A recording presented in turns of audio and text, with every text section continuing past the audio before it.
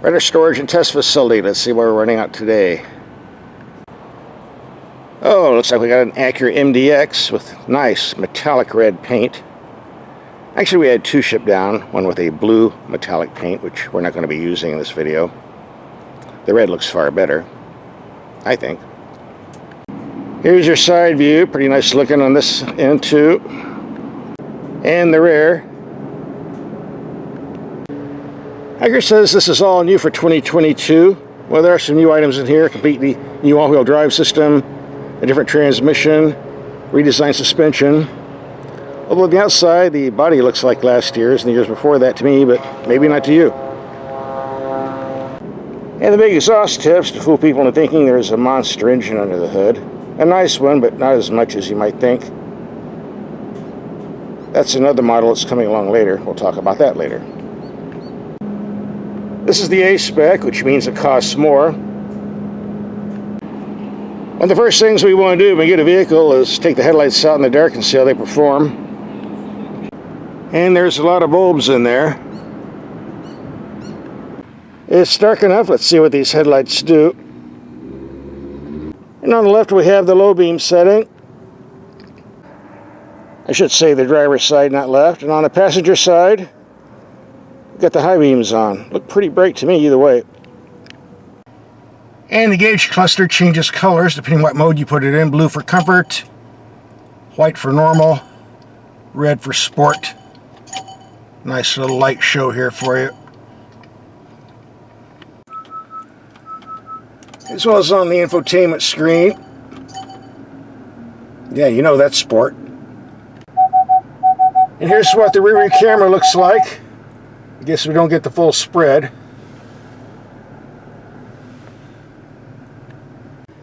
And here are the low beams, only while 100 feet away, very bright. Lots of cutoff on the top. High beam, very strong in the middle. And here we have the high beams on a fence 80 yards away, the building behind it 130 yards away. Lots of light here. Go low beam. Reaches out to the gate, which is quick enough, I suppose. For the money, you would think these would be active headlights that swivel in the same direction as the steering wheel is being turned for taking corners, but not on this one, I guess. Overall, these are pretty good headlights. No complaints from me. Comes in handy if you don't want to run over your new neighbors like we have here. Just moved in. Looks like Los Angeles around here.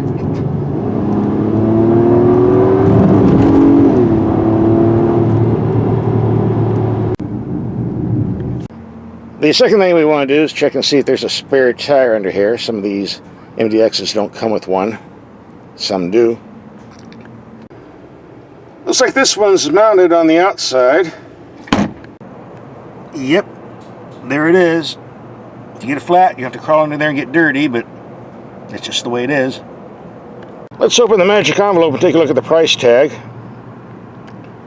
The base price of a 2022 MDX starts around $48,000. As you can see, this cost a bit more because this is the upgraded A-Spec.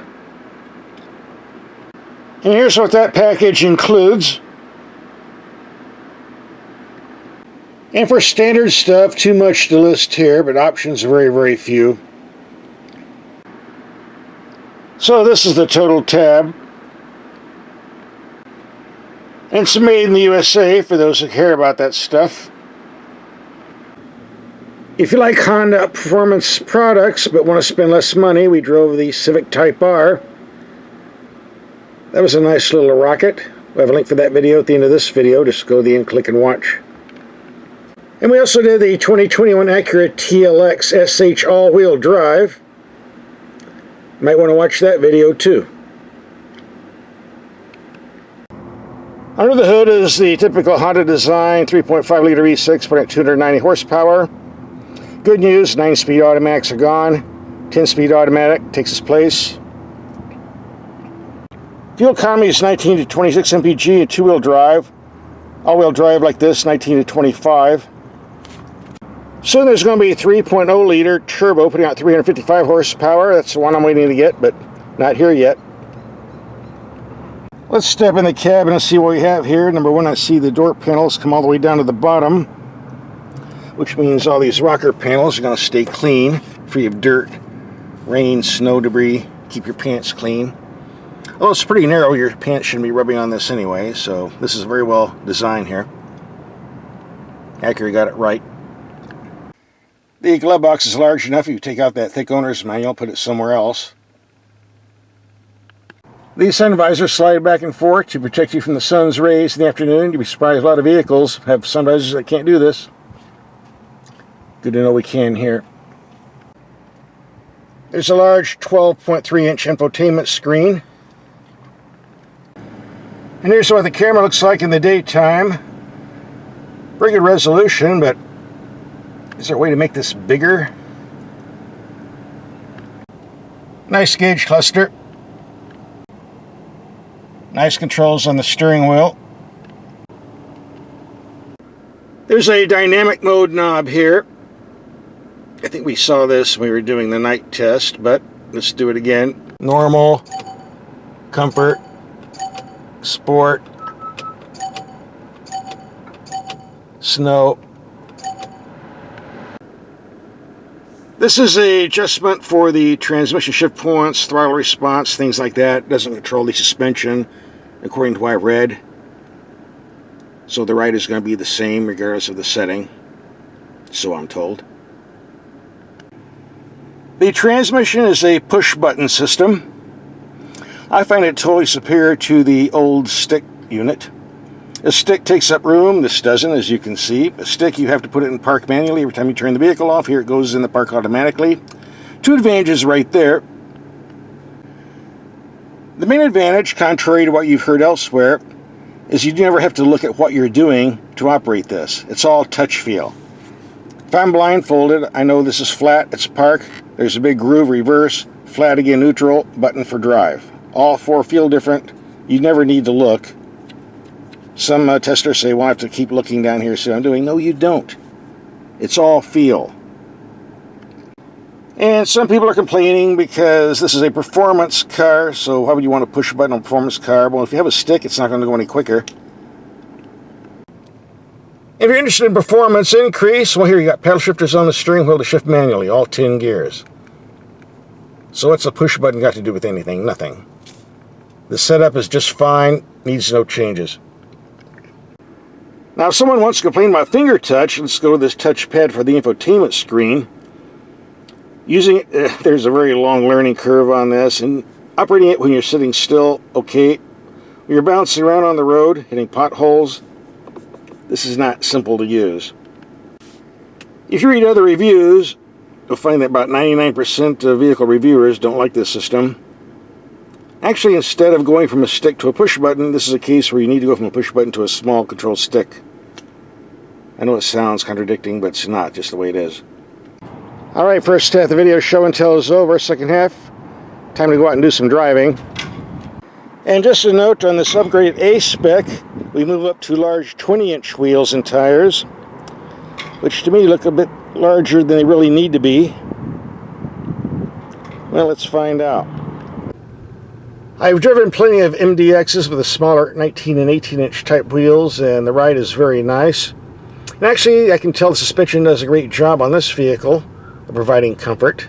That's the good news, but these large wheels and tires have a habit of doing a lot of thumping on rough pavement. So it's going to be interesting to see what happens when we take the speed bumps we normally do in our test, and we're going to do that right now. So let's take some mild speed humps at 15 miles per hour. See what happens.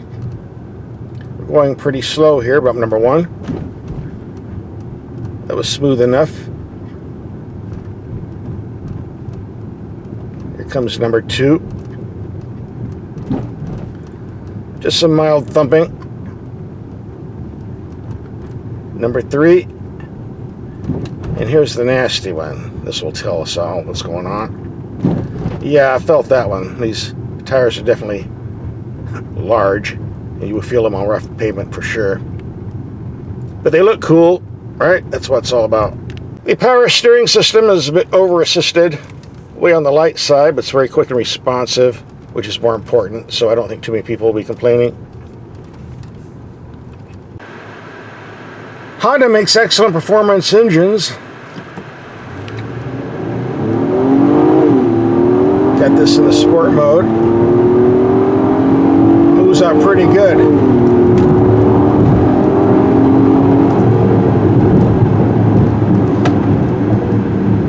Nice brakes.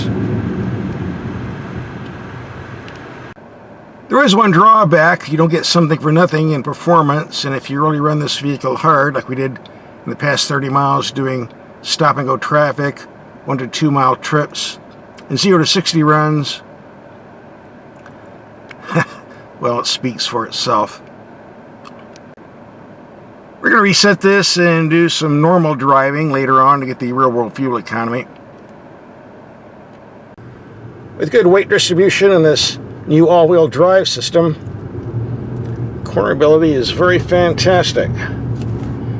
Of course, this is a dry road. Too bad we don't have some snow, but not going to happen. This plus the quick steering make this very sporting to drive on the street. We're going to take this on a little highway trip, see if we can bump up the fuel economy numbers. I've driven these before, 16 miles to the gallon in the city and 22 to 23 on the highway is the norm. We'll see what happens today. This is a very pleasant vehicle to drive on the interstate. The wind noise is surprisingly low, and the noise from the suspension is surprisingly low, unless you get on a pavement and those big clunky tires make lots of clunky noises, but I don't have that issue right now. The pavement's pretty smooth. And with this 10-speed automatic, cruising at 75 miles per hour, we're pulling around 1800 RPM on the engine. In theory, that should give great fuel economy. Well, we'll see again. Well, the trip computer was showing 23 miles to the gallon, 24, perfectly level ground, but we're climbing steep grades now, going in the mountains, so we're dropping down to 21 mpg. I'm very impressed with this new all-wheel drive system they put in this vehicle. The roads are very slick today, and I'm stuck to the road like glue. In all fairness, I was getting 23 miles a gallon at 75 mile per hour cruising, but climbing that steep mountain grade, gaining around 2,500 feet in elevation, passing all those slow trucks, putting this high-tech Honda engine to work at 5,000 to 6,000 RPM. And we dropped down on the mileage just a little bit. Hey, great Honda racing technology, but use it. You're going to use some fuel. But I had a lot of fun in the process. Our fuel economy going uphill wasn't that good, so let's do a return trip downhill. Let's see what numbers we can cook up then. Let's take a pit stop and see what my fuel economy is going to be. Okay, we got 19 going uphill, 28.2 coming down. Add them up, divide by 2. That puts us pretty close to the 23 to 24 mpg I was expecting and was getting.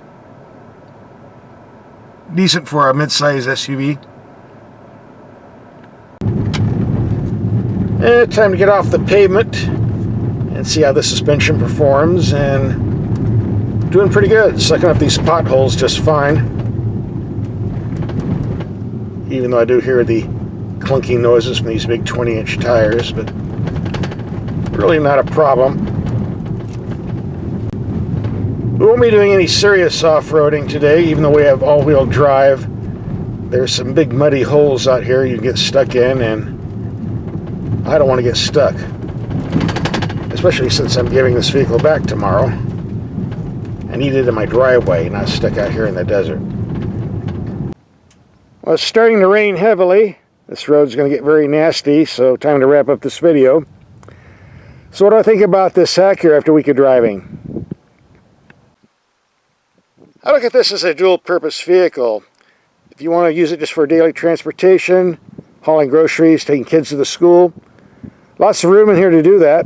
On the other hand, if you want a nice sports sedan with a high revving engine and nice suspension, quick steering to take those quick corners, you can do that in the Acura too.